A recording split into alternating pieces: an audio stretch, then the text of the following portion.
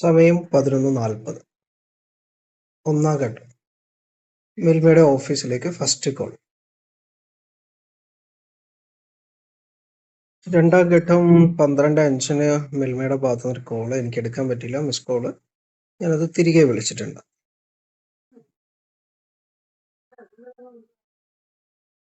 37-ന് മിൽമയുടെ ഭാഗത്തുനിന്ന് മറ്റൊരു കോള് വരുന്നു.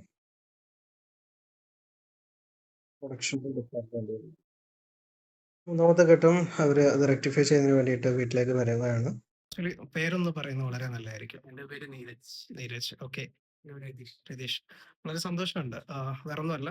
മിൽമയുടെ ഒരു ബട്ടറിന്റെ ദോശമാവ് വാങ്ങിയിട്ടുണ്ടായിരുന്നു. അപ്പൊ അതുമായി ബന്ധപ്പെട്ട ഒരു ഫീഡ്ബാക്ക് രജിസ്റ്റർ ചെയ്തിട്ടുണ്ടായിരുന്നു.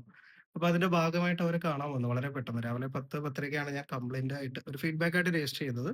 ബട്ട് അത് ഇപ്പൊ കറക്റ്റ് 2 മണി ആയിട്ടുണ്ട്. അപ്പൊ അതിന് മുമ്പ് തന്നെ അത് റെക്ടിഫൈ ചെയ്തു. അവര് കോംപ്ലിമെന്ററി ആയിട്ട് അതിന് പകരമായിട്ടൊരു അതേപോലെ തന്നെ ആ മാവ് തന്നെ നമുക്ക് നൽകിയിട്ടുണ്ട്. വളരെ സന്തോഷം കണ്ടതിലും. ഈ ഫീഡ്ബാക്ക് വളരെ സ്വീകരിച്ച മിൽമ. ഇത്തരം സ്റ്റാഫുകളാണ് മിൽമയ്ക്ക് ആവശ്യം.